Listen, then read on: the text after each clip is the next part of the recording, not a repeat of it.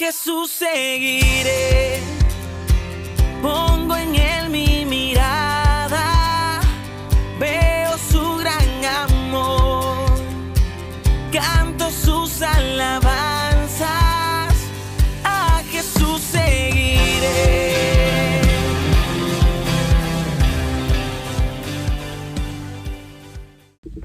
Buenos días, hermanos, qué bonito poder estar un jueves más con ustedes compartiendo la palabra de Dios. Y pues estamos en el capítulo 7 de Jueces. Hoy día nos toca pues bastantes versículos para poder terminar este precioso capítulo y muy interesante. De hecho, yo me acuerdo mucho en la escuela dominical cuando nos contaban esta historia de Gedeón, los madianitas.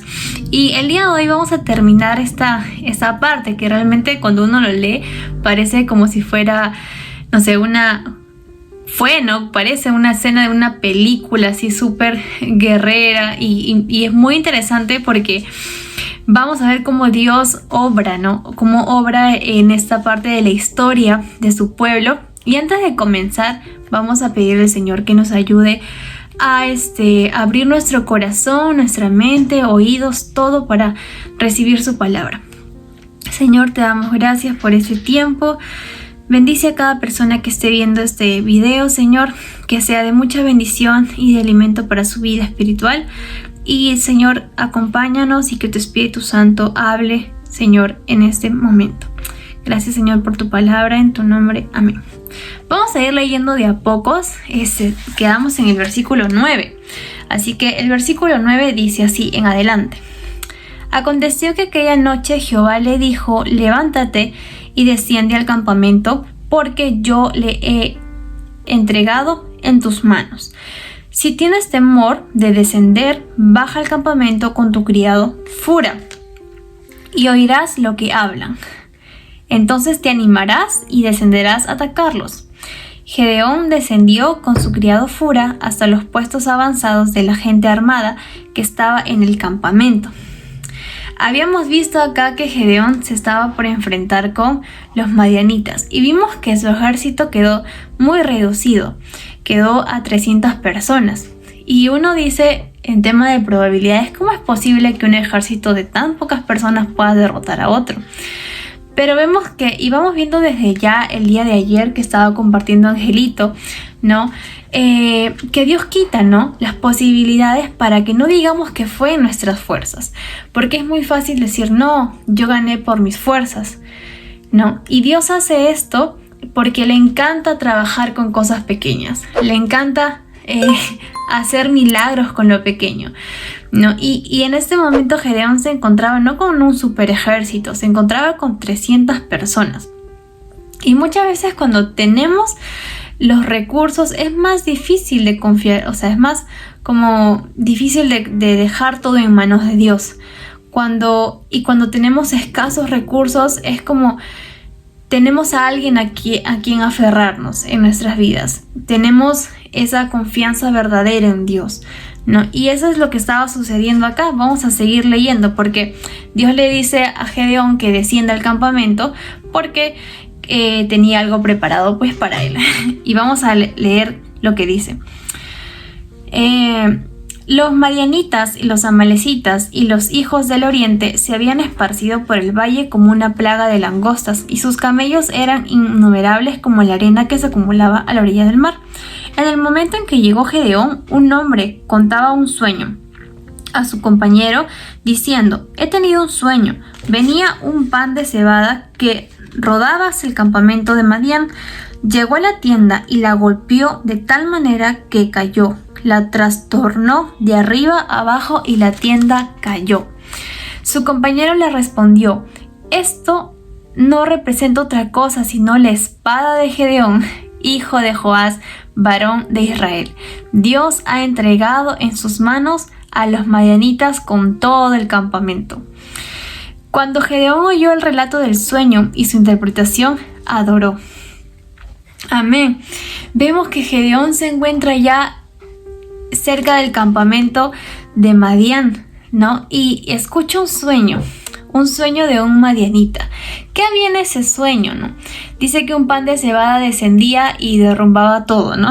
Derrumbaba todas las tiendas, ¿no? Las trastornó de arriba a abajo. Y la verdad es que el pan de cebada tiene un significado también. Solamente los pobres, ¿no? Comían el pan de cebada. Era como si el pan de cebada fuera algo insignificante, como si no tuviera valor o no tuviera capacidad, ¿no? Para otra cosa más que alimentar a los pobres. Y como si fuera algo inofensivo, ¿no? El pan de cebada no mata ni una mosca, no hace mal a nadie. Pero en el sueño, ¿no? Vemos que sucede eso y el madianita lo cuenta, y justo Gedeón, en ese instante que nosotros sabemos que no es casualidad, escucha, ¿no? El sueño de este madianita. Y muchas veces, hermanos, lo que creemos menos capaz puede ser usado para la gran obra de Dios, ¿no? Dios, de pronto hay algo que nosotros creemos, no, que de pronto Dios no puede usar esto, no, esto que yo tengo, este talento no puede servir tanto para la obra de Dios. Ojalá tuviera otro talento, otro don para ponerlo al servicio de Dios. Pero a veces Dios toma eso pequeñito para hacer su gran obra. No subestimemos lo pequeño, porque ya sabemos que a Dios le gusta hacer milagros y cosas maravillosas con eso. Y no solamente lo vemos en esta historia, sino también lo hemos visto en las piedritas, David y Goliat, su onda y las piedritas. También lo hemos visto en la multiplicación de los panes y los peces con Jesús. Entonces es como que Dios tiene un patrón, parece, para obrar en ciertas circunstancias donde para nosotros, obviamente, en nuestra lógica es imposible. Pero en la lógica de Dios es totalmente posible. Y vamos a seguir leyendo. Cuando Gedeón oyó el relato del sueño y su interpretación, adoró. Después volvió al campamento de Israel y dijo: levantaos, porque Jehová ha entregado el campamento de Madián en vuestras manos. Es como fue a llevar esas buenas nuevas, ¿no?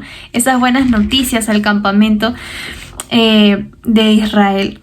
Y repartiendo los 300 hombres en 3 escuadrones, puso trompetas en manos de todos, cántaros vacíos con antorchas ardiendo dentro de los cántaros. Y entonces le dijo: miradme a mí y haced como yo. Cuando yo llegue al extremo del campamento, haréis vosotros como yo hago. Tocaré la trompeta, y también todos los que estarán conmigo. Entonces vosotros tocaréis las trompetas alrededor de todo el campamento, gritando por Jehová y por Gedeón. Llegaron pues Gedeón y los 100 hombres que llevaba consigo al extremo del campamento, cuando acababan de renovar los centinelas de la guardia de la medianoche. Tocaron entonces las trompetas y quebraron los cántaros que llevaban en sus manos. Estaban haciendo bulla.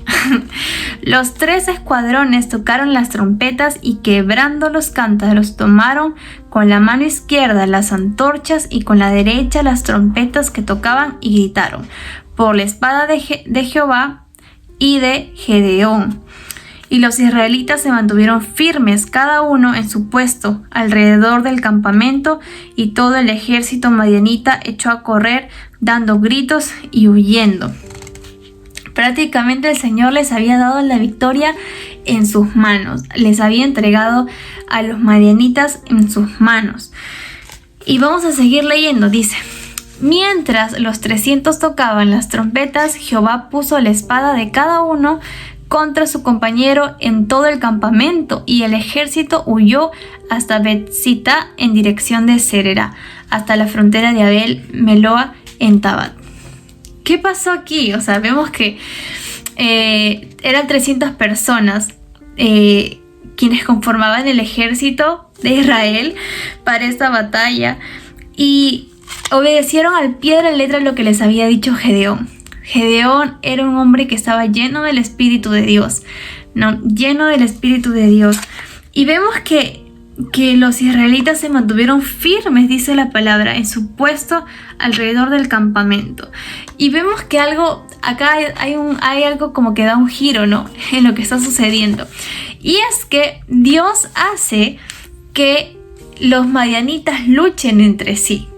No, luchen entre sí, y solo algunos puedan huir de esa batalla. Prácticamente se pelearon entre ellos. Vamos a seguir leyendo. Se reunieron entonces los de Israel, de Neftalí, de Aser y de todo Manasés, y persiguieron a los madianitas. En ese momento yo me imagino a Gedeón llamando, ¿no?, a las demás personas que sean parte de esta gran obra que había hecho Dios. Sí, Dios solo necesitó unas cuantas personas para hacer su obra, pero también quería que más adelante, después, muchas personas se sumen a esta obra del Señor, ¿no? ¿Y cómo es nuestro Dios? Que Él cumple sus promesas. Cuando Él dice que da la victoria, da la victoria. Cuando Él dice que está con nosotros, Él está con nosotros. Cuando Él dice que Él pelea por nuestras batallas, Él realmente pelea nuestras batallas. No es en nuestra fuerza. Hemos aprendido con esta historia que Dios hace las circunstancias para que no seamos autosuficientes, sino para que dependamos de Dios.